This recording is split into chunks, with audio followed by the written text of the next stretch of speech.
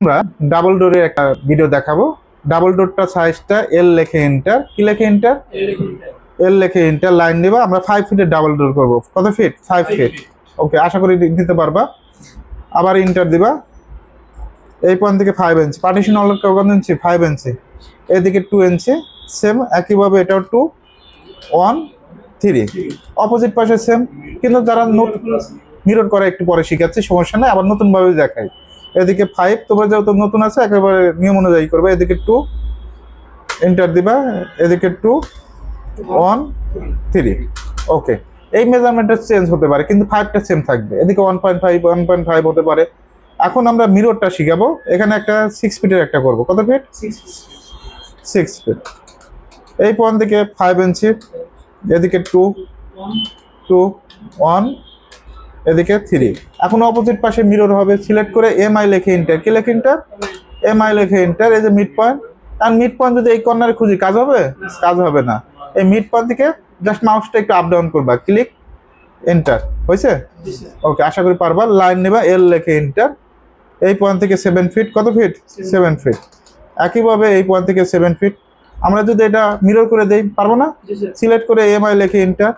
এখন অনেকে মিরর পারবে না, অনেক স্টুডেন্ট আছে মিররের প্রবলেম। তারা কি করবে? এল লেখে এন্টার, কি লেখে এন্টার? এল লেখে এন্টার। এই পয়েন্ট থেকে 7 ফিট।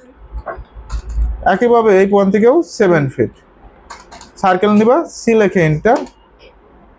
এই পয়েন্ট থেকে এই পয়েন্ট সুন্দরভাবে, একইভাবে এই পয়েন্ট থেকে এই পয়েন্ট।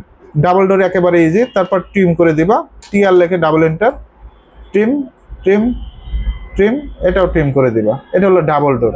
এখন এই পাশেরটাও দেখো, এল লেখে এন্টার। এই পয়েন্ট থেকে 7 ফিট। আমরা অফসেট অফসেট নেব এবার। ও লেখে এন্টার, অন লেখে এন্টার, অফসেট। এখন আমরা এটা সিলেক্ট করে কপি করব।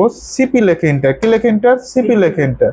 এই পয়েন্ট থেকে এই পয়েন্ট অনেকভাবে কিন্তু কাজ দেখালাম, অফসেট নেওয়া দেখালাম, কপি করা দেখালাম। এখন সার্কেল নেবা, সি লেখে এন্টার। এই যে এখানে সার্কেল আছে। তারপর এই পয়েন্ট থেকে এই পয়েন্ট, একইভাবে এই পয়েন্ট থেকে এই পয়েন্ট। তারপর ট্রিম করে দিব, টি আর লেখে ডাবল এন্টার।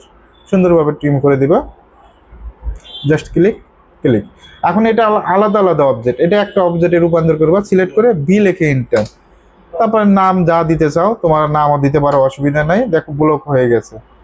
একইভাবে যদি এটা ব্লক করতে চাই, বি লেখে এন্টার, নাম যে কোনো কিছু দিতে পারো।